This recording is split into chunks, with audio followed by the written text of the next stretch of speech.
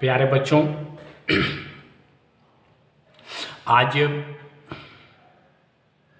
Poetry की दूसरी poem the true beauty हम लोग पढ़ेंगे। देखो बेटा, 10 पोएम्स तुम्हारे 11th में थी और 10 ही पोयम 12th में। ध्यान से देखोगे तो ये सारी जो कविताएं हैं एक भाव यात्रा है और सभी कविताएं किसी न किसी मानवीय संवेदना, मानवीय भावनाओं को लेके रची गई हैं और ये बड़े ही सुंदर तरीके से उस भावनाओं को व्यक्त करती हैं और समझाती हैं। ऐसा है भी इसलिए कि मनुष्य होने के लिए इन भावनाओं का होना ज़रूरी है और साहित्य का अध्ययन इन्हीं भावनाओं के विकास में सहायक होता है। याद करिए, 11th की पहली कविता थी मर्सी, दया से हम लोग बचपन से ही परिचित हैं, लेकिन विलियम शेक्सपियर ने कितने सुंदर तरीके से दया को मात्र 13.5 लाइन में स्पष्ट कर दिया। ये विडंबना रही कि शाइलॉक जैसा व्यक्ति नहीं समझ पाया और नहीं समझने का परिणाम क्या हुआ हम लोग अंत में देखें। दूसरी कविता स्कॉलर थी 11 में, विद्वान की भावनाओं को इसने अच्छे से समझाया था। इसी तरह आपके 12th में जो पहली कविता थी कैरेक्टर ऑफ हैप्पी लाइफ, देख कितने सुंदर तरीके से उसने सुख को समझा दिया कि सुख क्या होता है, आखिर कारण क्या है कि तमाम सुख के साधनों के होने के बावजूद भी आज इंसान सुखी नहीं है, तबाह है, परेशान है। ठीक, गले में सोने की चेन है लेकिन चैन से सो नहीं सकता है। 10 लाख का पेट खरीद लिया है लेकिन करवटें बदलते सारी रात बीत जाती है। नींद की गोली बिना खाए नींद नहीं आती है। ठीक, तो बड़ा सुंदर तरीका से समझाया था सर हेनरी वॉटन ने, और अगर उसका हम अंशतः भी पालन कर लें तो निश्चय ही हम सुख की प्राप्ति कर सकते हैं। वह कविता, इस समय महाभारत सीरियल आ भी रहा है, देखिए भगवत गीता से पूरी तरह से प्रभावित है। जो चीज़ अर्जुन को भगवान कृष्ण ने समझाया उसी चीज़ को अपनी भाषा में सर हेनरी वॉटन ने हमें समझाने की कोशिश की है। अब आते हैं अपनी आज की कविता पे। आज की कविता है द ट्रू ब्यूटी और इसके रचयिता हैं, पोएट हैं टॉमस कैरियो। ध्यान दीजिए, कवि का नाम थॉमस नहीं है, टॉमस, TH। 10th में भी था आपका टॉमस अल्वा एडिसन, वो तो थॉमस अल्वा एडिसन कहते हैं, होना चाहिए क्या, टॉमस। ऐसे ही आपके इलेक्ट्रॉन के जो आविष्कार करता हैं वो भी क्या है, sir J.J. Thompson, not Thompson. ठीक है, तो कविता है द ट्रू ब्यूटी और कवि हैं टॉमस कैरियो।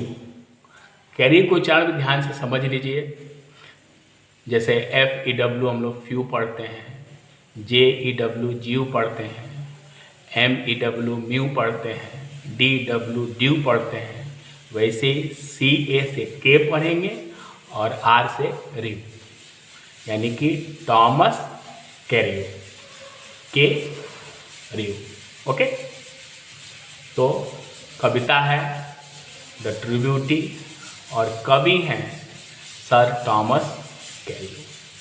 अब आते हैं इस कविता के विषय वस्तु पे। कविता बताती है कि सच्ची सुंदरता क्या है।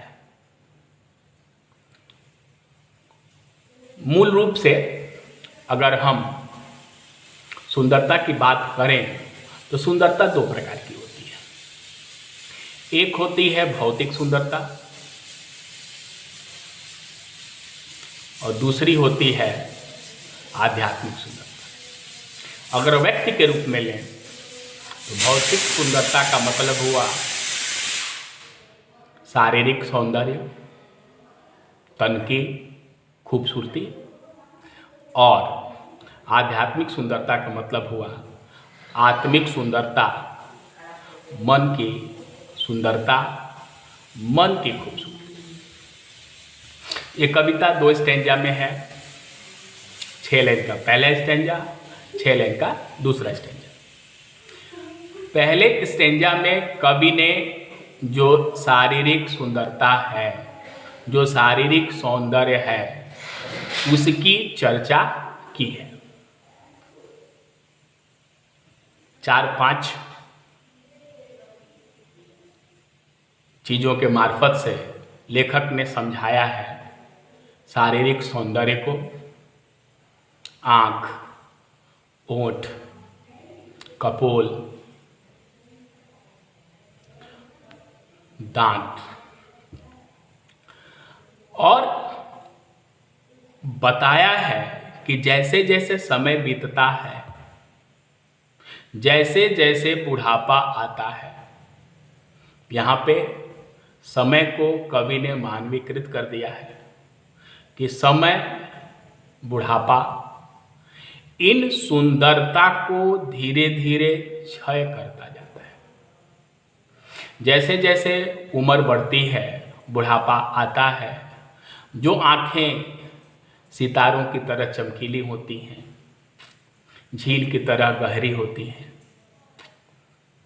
वो आँखें धुंधली हो जाती हैं, आँखों में मोतियाबिंद हो जाता है। वह कपोल जो कभी गुलाब की तरह कोमल सुंदर होते हैं, जब बुढ़ापा आता है तो धीरे धीरे इसमें झुर्री आने लगती है और व्यक्ति उतना सुंदर नहीं रह पाता है जितना कि युवावस्था में था, बचपन में था। ध्यान दीजिए, समय के साथ शरीर बूढ़ा होता है, समय के साथ आंखें धुंधली होती हैं, शरीर पे झुर्रियाँ पड़ जाती हैं, जो मोती जैसे दांत हैं टूट जाते हैं, जो सुंदर सुंदर केश हैं सब सफ़ेद हो जाते हैं, झड़ जाते हैं।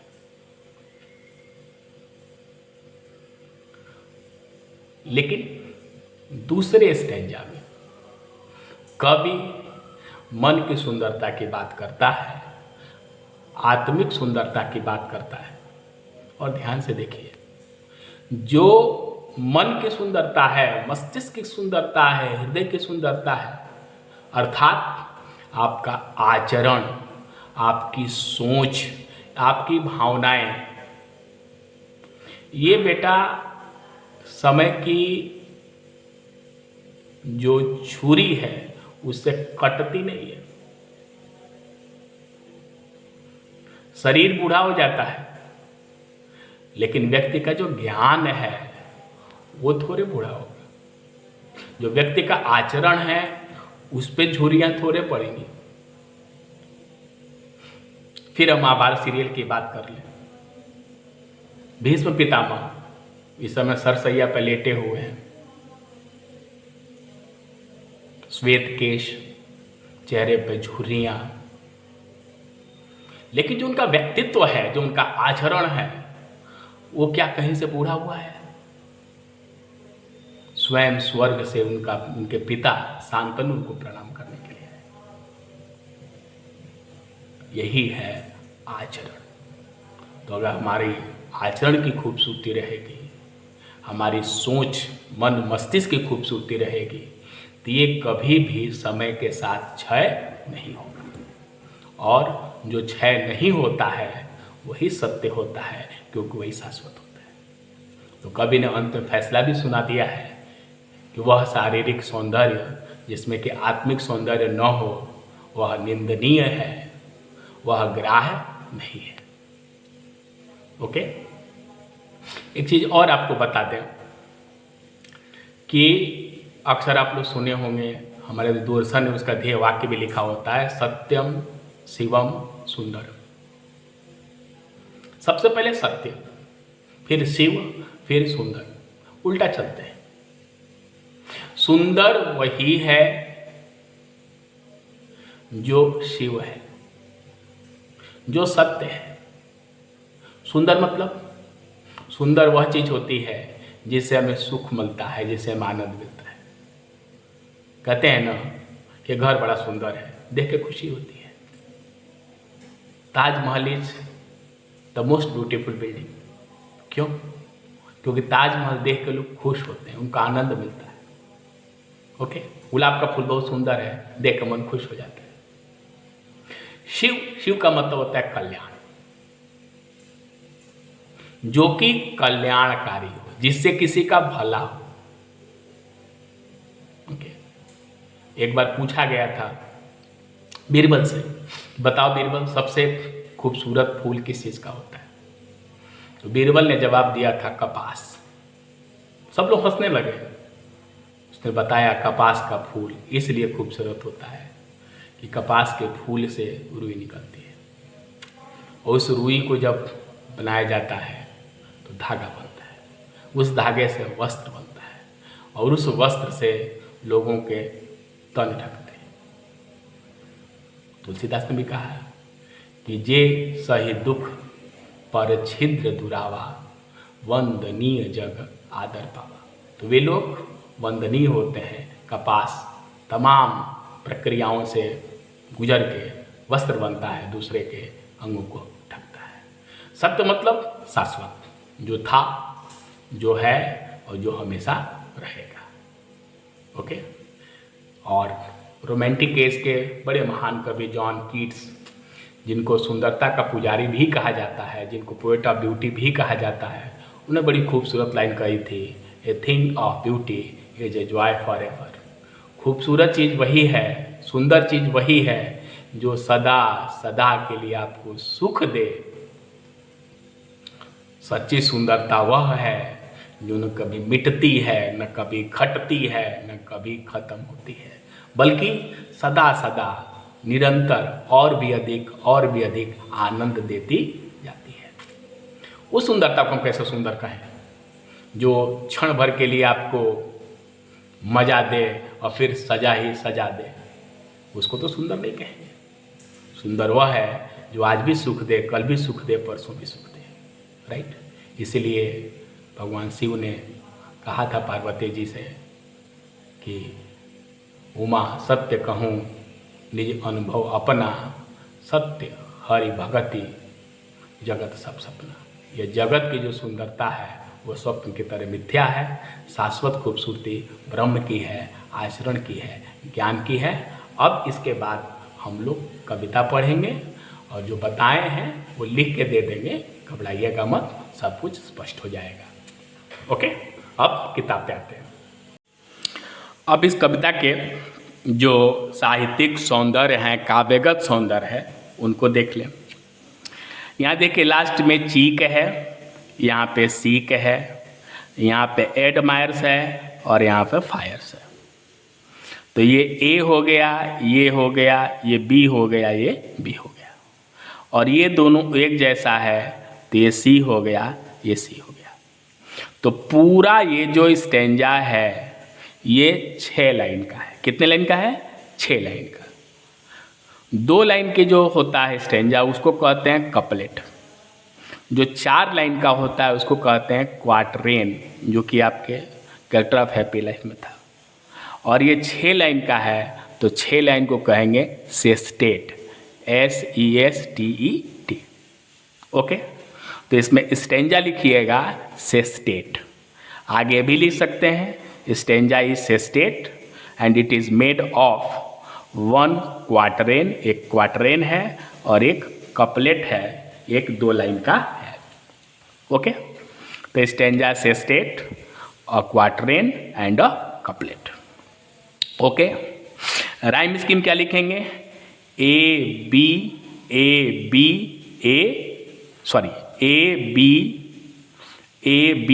सी सी। राइम स्कीम क्या लिखेंगे?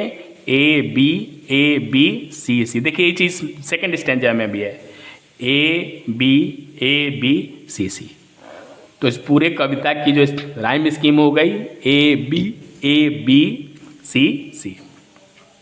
Stanza sestet, rhyme scheme A B C C. Clear? अब देखिए इसमें कितने ढेर सारे फिगर ऑफ स्पीच हैं। फर्स्ट लाइन में आपको समझाया था मैंने, रोजी चीक में मेटाफर है, यहाँ कोरल लिप है, यहाँ भी मेटाफर है। स्टार लाइक आइज, इसमें है simile. Fuel to maintain his fire, देखिए यहाँ पे फ्यूल में भी मेटाफर है और फायर में मेटाफर है। फ्यूल मतलब ये शारीरिक सौंदर्य, अंग का सौंदर्य, और फायर्स मतलब फायर ऑफ लव, प्रेम की अग्नि, मतलब प्रेम रूपी अग्नि। तो यहाँ पर मेटाफर हो गया, metaphor simile metaphor. As old time, यहाँ ओल्ड टाइम को पर्सोनिफाई किया गया है, पर्सोनिफिकेशन। सो हिज फ्लेम्स, यहाँ फ्लेम्स मतलब flames of the fire of love, again metaphor हो गया। ओके, तो metaphor simile metaphor personification metaphor, हर लाइन में एक एक फिगर ऑफ स्पीच हो गई। आप चाहें देखिए यहाँ पे भी लफ्स है, यहाँ भी स आ गया, यहाँ भी देखिए ध्यान के स्टार लाइक आई सा आ गया, यहाँ फ्यूल है, यहाँ फायर्स है, तो बार बार एफ भी आ गया, तो आप एलिटरेशन भी लिख सकते हैं। तो इसमें आपका मेटाफर भी है, सिमिली भी है, पर्सनिफिकेशन भी है और एलिटरेशन भी है। ओके, ये कविता एक लिरिक है, LYRIC, और टॉमस कैरियो लिरिसिस्ट के रूप में बहुत फेमस है। लिरिक मन होता है गीत। शुरुआत में लिरिक उन गीतों को कहा जाता था जो लायर नाम का एक वाद्य यंत्र होता था, उसको बजा करके गाया जाता था। लेकिन समय के साथ साथ जो लिरिक होते थे खुद इतने म्यूजिकल हो गए कि लायर के साथ बजाने की ज़रूरत ही नहीं हुई। जैसे तमाम गीत होते हैं जिनको आप अगर वाद्य यंत्र के साथ बजाएं तो और सुंदर है, लेकिन अगर वाद्य यंत्र नहीं भी हैं, केवल उन गीत को आप गा दें तो वो बड़े सुंदर लगते हैं और खुद ही वे संगीतमय होते हैं। तो यहाँ पर आप ये भी कह सकते हैं कि इट इज़ ए लिरिक और ये म्यूजिकल भी है। एक चीज़ और ध्यान से देख लीजिए, इसमें बार बार L आया है, S आया है, M आया है, N आया है। तो बार बार L M S आने से एक स्वर में मधुरता आ गई है। तो आप ये भी लिख सकते हैं कि the poem is highly musical. Okay, तो ढेर सारे नोट्स भी हो गया। रेफरेंस में लिखेंगे these lines have been taken from the famous lyric the tribute, full stop, it is composed by Thomas Carew. Context में क्या लिखना होगा? कॉन्टेक्स्ट में लिख देना कि in these lines the poet talks about physical beauty and says that it ends with the passage of time. Explanation में आप लिखेंगे कि ही डैट लव्स अ रोजी चीक, द पर्सन और a lover who loves his beloved because her cheeks are as red soft as a flower of rose, और he loves her because her lips are red shining as coral, और he loves her because her eyes are as bright as the stars. Full stop. In this way, he finds energy from the physical beauty of his beloved. But old age is certain as well as death is certain. As she becomes old, as she grew old, her beauty diminishes.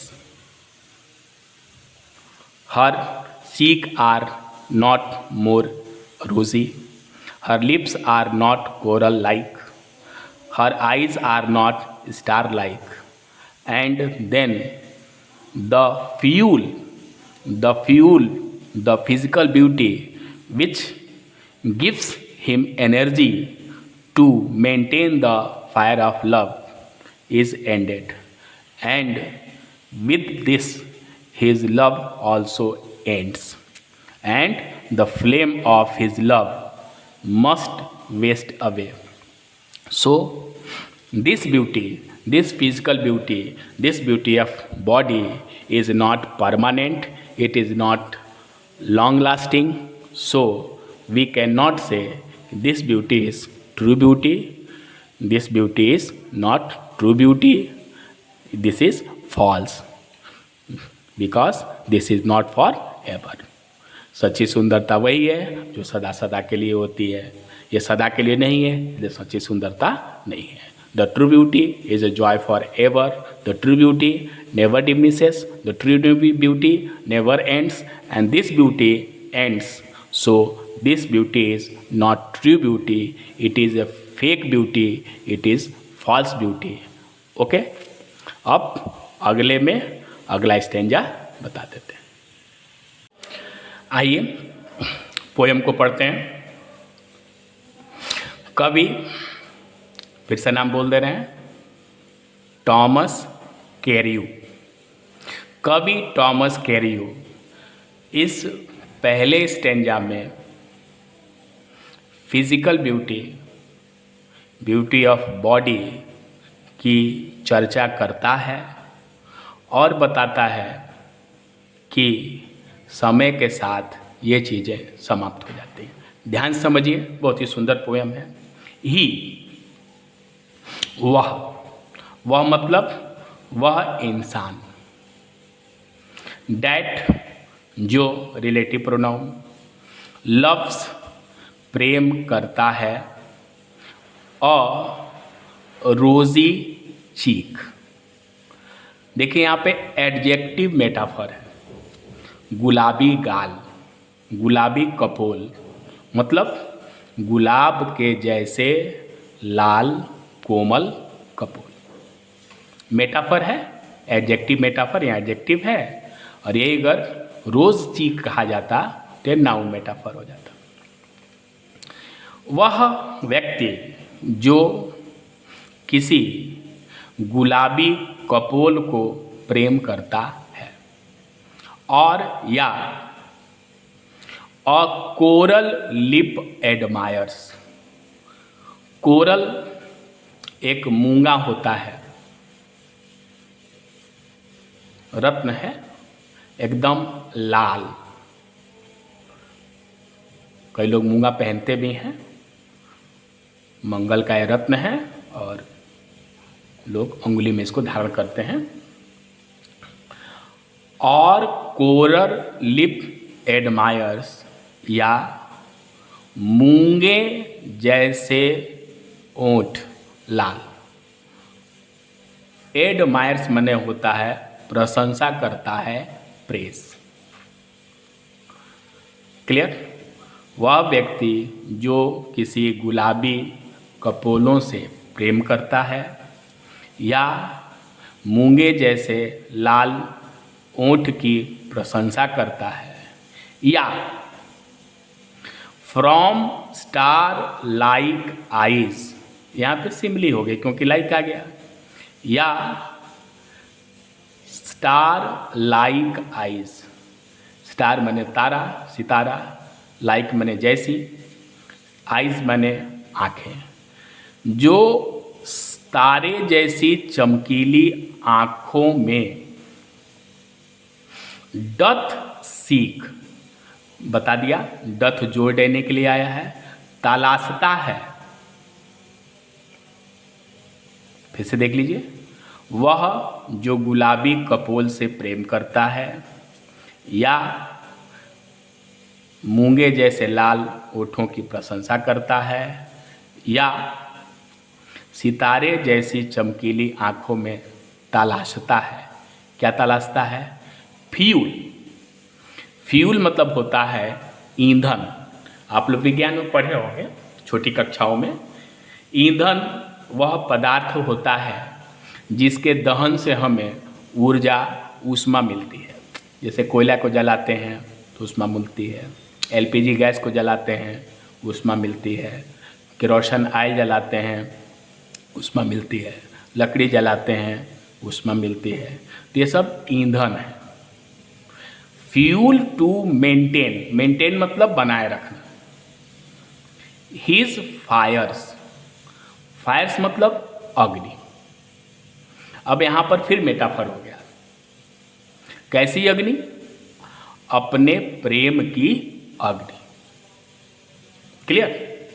फिर देख लीजिए, और from star like eyes dot seek, या सितारे जैसी चमकीली आँखों में तलाशता है।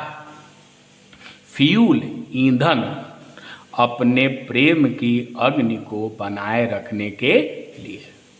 ओके? किसी भी कार्य के लिए ऊर्जा की जरूरत होती है और उस ऊर्जा के लिए ईंधन की जरूरत होती है।